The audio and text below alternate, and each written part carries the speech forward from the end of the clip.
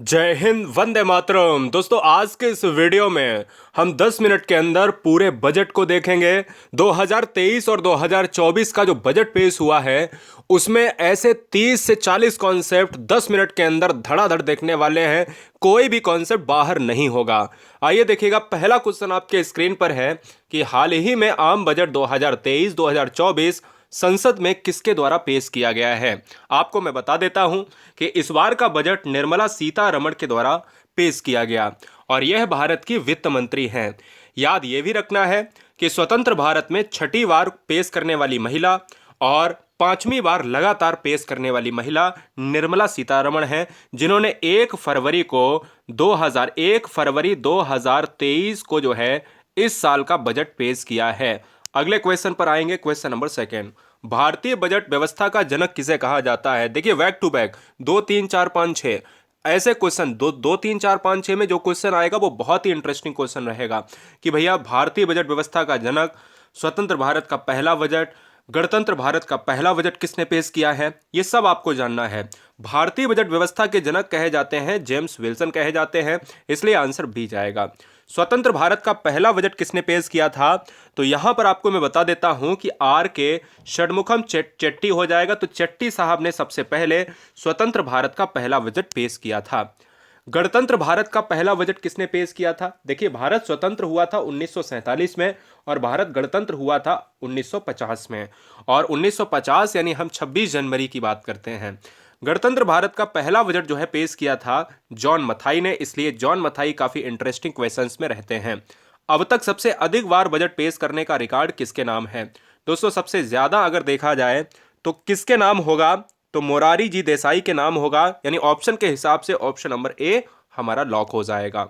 यदि पहली बार है गुरुजी वर्ल्ड एग्जाम स्टडी पर तो सब्सक्राइब कर लें राष्ट्रीय हित में। आपको पता है कि जब भी हम बजट की बात करते हैं तो उसमें अप्रैल और मार्च का जिक्र होता है। भारत में 1 अप्रैल से 31 मार्च तक चलने वाले वित्त वर्ष की शुरुआत कब हुई थी। आपको पता है कि भारत में जो वित्त वर्ष है, क्वेश्चन में आ सकता है कि वित्त वर्ष का महीना कौन सा होता है, तो 1 अप्रैल से 31 मार्च, ठीक है ना। यानी 1 अप्रैल यहां से स्टार्ट हुआ और अगला जो है साल 31 मार्च तक कंप्लीट होगा। तो ये जो शुरू हुआ था 1867 में हुआ था, इसलिए इस क्वेश्चन का आंसर सी जाएगा। अगला क्वेश्चन क्या है, जवाब दीजिएगा। यूनियन बजट पेश करने वाले देश के पहले प्रधानमंत्री कौन थे। जब यूनियन बजट की बात करी जाए तो आपको पता होना चाहिए कि यूनियन बजट को पेश करने वाले पीटी नेहरू थे। पंडित जवाहरलाल नेहरू ऑप्शन रहेगा डी के साथ। अगला क्वेश्चन है कि यूनियन बजट पेश करने वाले देश की पहली महिला वित्त मंत्री कौन थी। अब यहां पर आपने देखा कि पहले प्रधानमंत्री मेल कैंडिडेट में और पहली महिला वित्त मंत्री। जब वित्त मंत्री की बात करें जो महिलाओं में, तो इंदिरा गांधी का नाम आएगा, ऑप्शन नंबर सी हो जाएगा। भारत में पहला बजट ईस्ट इंडिया कंपनी के जेम्स विल्सन ने किस वर्ष पेश किया था। आपको ये पता होना चाहिए कि जब भी हम भारत की बात करते हैं, जिस समय स्वतंत्र नहीं था भारत, उस समय जो भारतीय अर्थव्यवस्था का जनक कहा जाता है, यानी बजट का जो जनक कहा जाता है, उसमें आपको पता है कि जेम्स विल्सन का नाम आता है, जो दूसरे क्वेश्चन में मैंने इसी वीडियो में बताया है। 9 नंबर का जो आंसर है कि भाई जेम्स विल्सन ने कब जो है पेश किया था, 1860 में किया था। चलिए, वर्ष 2000 तक अंग्रेजी परंपरा के अनुसार बजट शाम को 5 बजे पेश किया जाता था। इस परंपरा को किसने समाप्त किया था। दोस्तों, ये क्वेश्चन बहुत इंटरेस्टिंग है। अगर समाप्त करने की बात करें तो अटल बिहारी वाजपेयी ने इस परंपरा को समाप्त किया था। ये बात इंपॉर्टेंट है और नोट की जाए। अब एक चीज और मैं बता देता हूं कि अंग्रेजी परंपरा को समाप्त करने के बाद पहली बार बजट सुबह 11 बजे किसने पेश किया था। तो ये क्वेश्चन आपका यहां पर उल्टा हो जाएगा। जब देखिएगा टाइमिंग की बात करें तो 5 बजे होता था, शाम को होता था, लेकिन इसको परंपरा को तोड़ दिया गया। और इस परंपरा को तोड़ने वाले कौन थे, यशवंत सिन्हा थे, ऑप्शन सी चला जाएगा। लगातार 5वीं बार अगर हम देखें कि लगातार 5 बार बजट पेश करने वाली पहली महिला वित्त मंत्री कौन बनी है, तो ये बनी है आपकी निर्मला सीतारमण बनी है, इसलिए इस क्वेश्चन का जो आंसर है वो बी ऑप्शन लॉक हो जाएगा। अगला क्वेश्चन 13 नंबर आपके स्क्रीन पर है कि भारत के इतिहास में बजट पेश करने के दौरान सबसे लंबा बजट भाषण देने का रिकॉर्ड किस वित्त मंत्री के नाम है। अब देखिए, ये भी अगर हम देखें 13 नंबर का जो आंसर है वो भी निर्मला सीतारमण का है। निर्मला सीतारमण ने ये इतिहास रचा है। भारतीय बजट में अगर देखा जाए पेश करने के मामले में सबसे लंबा जो है भाषण दिया है, और आंसर हमारा डी जाएगा। अगले क्वेश्चन की तरफ बढ़ेंगे, जो आपका अंतरिम बजट है। अंतरिम बजट को और क्या कहा जाता है? अंतरिम बजट की बात करें तो अंतरिम बजट को कहा जाता है वोट ऑन अकाउंट। हम सब चीज बताएंगे 2023 और 24 में क्या सस्ता रहा है, क्या सस्ता नहीं रहा है, सब कुछ इस वीडियो में जिक्र करेंगे। बहुत बढ़िया। देखिएगा 15 नंबर, देखिए क्या है।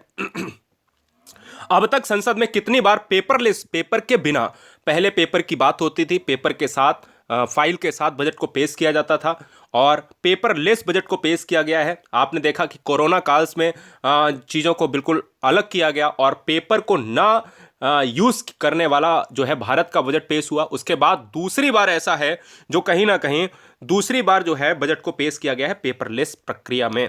बजट शब्द का अर्थ क्या होता है? देखिए, बजट शब्द की बात करता हूं तो बजट शब्द का जो अर्थ होता है वो होता है चमड़े का थैला होता है, इसलिए इस क्वेश्चन का आंसर सी चला जाएगा। 17 नंबर आपके स्क्रीन पर है। इस बार जो इस साल 2023 और 24 में जो बजट पेश हुआ है, इनमें से कौन सी वस्तु सस्ती नहीं हुई है? देखिए, सस्ती नहीं हुई है, आपको ध्यान देना है।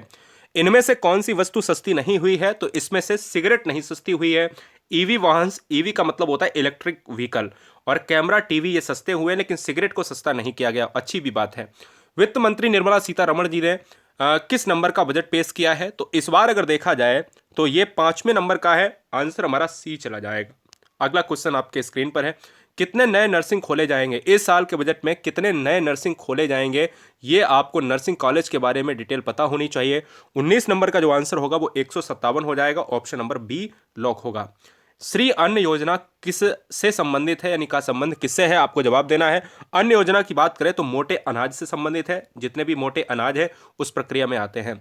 हर साल बजट किस तारीख को पेश किया जाता है? अगर आप तारीख की बात करें तो हर साल जो है पेश किया जाता है 1 फरवरी को, और 1 फरवरी को इस बार भी हुआ है। 1 फरवरी 2023 को निर्मला सीतारमण ने इस बजट को पेश किया है। 2023 को जारी आर्थिक सर्वेक्षण के अनुसार इस साल जीडीपी वृद्धि दर का अनुमान कितने प्रतिशत रखा गया है? तो 2023 की बात अगर करें तो आर्थिक सर्वेक्षण हुए हैं, उसमें परसेंटेज की बात की गई है, तो आंसर हमारा हो जाएगा 6.8%। अगला क्वेश्चन है, किस वर्ष रेल बजट को आम बजट के साथ मिला दिया गया है? किस वर्ष रेल बजट को आम बजट के साथ मिला दिया गया है? मैं कहता हूं दोस्तों, ये मिला दिया गया है 2017, यानी आम बजट को जो है रेल बजट के साथ, पहले अलग अलग बजट पेश होते थे, रेल बजट का अलग होता था और आम बजट का अलग होता था। अब दोनों को मिला दिया गया है। उसका सन क्या है? 2017 से अब एक साथ में बजट पेश होता है। किस वर्ष से वित्त मंत्री ने टेबलेट से बजट भाषण पढ़ना शुरू किया था? आपको पता होना चाहिए। कोविड काल के दौरान 2019 में कोविड आया था। 2020 का जो सबसे पहला था पेपरलेस था, और 2020 में जो है सबसे पहले टेबलेट से भाषण पढ़ा था। ठीक है ना, याद रखिएगा। रेलवे को कितना रुपए दिया गया है? रेलवे को इस साल में बजट में कितना रुपए मिला है? तो 2.4 लाख करोड़ रुपए मिला है, इसलिए राइट आंसर हमारा बी चला जाएगा। अगला क्वेश्चन है, संविधान के किस अनुच्छेद के तहत देश का सालाना फाइनेंशियल लेखा जोखा होता है? यानी सबसे पहला जो है फाइनेंशियल, अगर मैं बात करता हूं देश का सालाना जो लेखा जोखा होता है वो कैसे रहता है? 26 नंबर का, तो 112 यानी 112 के अंतर्गत रहता है। आर्टिकल 112 के अंतर्गत बजट को यूज करने के लिए कहा गया। पीएम मत्स्य योजना के लिए कितने रुपए आवंटित किए गए हैं? मत्स्य की बात करें, मत्स्य की बात अगर हम करते हैं तो हम ये कहते हैं कि जो पिसीकल्चर के अंतर्गत मत्स्य पालन आता है, और उसके अंतर्गत जो रुपए दिए गए हैं वो दिए गए हैं आपके 6000 करोड़ दिए गए हैं, इसलिए आप याद रखिएगा। वीडियो को लाइक करने के लिए आप सभी दोस्तों का दिल से धन्यवाद, और आप सभी बहनों का, आप सभी भाइयों का दिल से धन्यवाद। आंकड़े वाले क्वेश्चन हमेशा कठिन होते हैं, लेकिन पढ़ना पड़ेगा क्योंकि ये कॉन्सेप्ट है। देखिए, क्वेश्चन कहता है रीजनल कनेक्टिविटी को बढ़ाने के लिए कितने एयरपोर्ट खोले जाएंगे? हमने आपको बताया कि कितने नर्सिंग कॉलेज खोले जाएंगे। हमने आपको यहां पर बताया कि भैया कितने एयरपोर्ट खोले जाएंगे। तो एयरपोर्ट की बात करें तो 50 है, इसको याद करना बहुत आसान है। अगला केंद्रीय बजट 2023 और 24 के अनुसार हर घर नल से जल के लिए वर्ष 2023-24 में कितने रुपए आवंटित किए जाएंगे? तो हर घर जो नल से जल की बात करी गई है, तो नल और जल के लिए जो है आए हैं 19,518 करोड़ रुपए। ये इंपॉर्टेंट है, लगभग हम कह सकते हैं 20,000 रुपए करोड़, यानी 20,000 करोड़ रुपए। पीएम आवास योजना में बजट को कितने प्रतिशत बढ़ाया गया है? पीएम आवास योजना में बजट को बढ़ाया गया है 66% बढ़ाया गया है, इसलिए इस क्वेश्चन का जो राइट आंसर है वो सी चला जाएगा। अगले क्वेश्चन की तरफ बढ़ेंगे कि बजट 2023 और 24 में कितनी प्राथमिकताओं को अपनाया गया है। सारे क्वेश्चन हम कठिन सरल सब कुछ कराएंगे, बने रहिएगा हमारे साथ। 7 हो जाएगा, ऑप्शन नंबर ए हो जाएगा। रेलवे की प्रीमियर ट्रेनों के 1000 से अधिक कोचों के नवीनीकरण की योजना है। रेलवे के प्रीमियर ट्रेनों के 1000 से अधिक कोचों के नवीनीकरण की योजना है। ये दोस्तों आपका कौन सा आंसर हो जाएगा? वो हो जाएगा आपका 1000 कोच हो जाएगा। क्या हो जाएगा? 1000 कोच।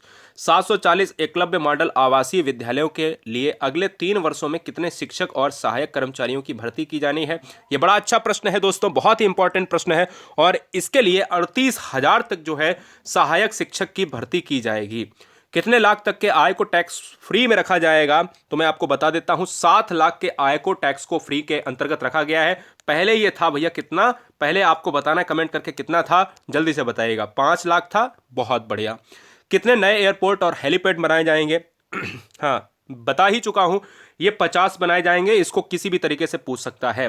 कृषि क्षेत्र से जुड़े किसानों को स्टार्टअप के लिए कितने किसानों की सहायता जो है कितने के लिए कितने किसानों की सहायता किया जाएगा? मतलब यहां पर जो भी आपके फार्मर हैं, स्टार्टअप से जुड़े हुए हैं, वो कितने ऐसे हैं जिनको सहायता किया जाएगा? तो हम कह सकते हैं 1 करोड़। क्लियर है? 1 करोड़ को इससे जोड़ा जाएगा। 5G सेवाओं के लिए कितने लैब बनाए जाएंगे? 5G का मतलब है 5th जनरेशन। और 5G के लिए जो लैब बनाए जाएंगे वो बनाए जाएंगे 100 लैब बनाए जाएंगे। आंसर हमारा डी जाएगा। रक्षा मंत्रालय को कितना रुपए आवंटन किया गया है? तो ये आवंटित करने वाला जो आंकड़ा है वो है लगभग 6 लाख करोड़, यानी लगभग 5.94 करोड़ जो है इस क्वेश्चन का आंसर होगा।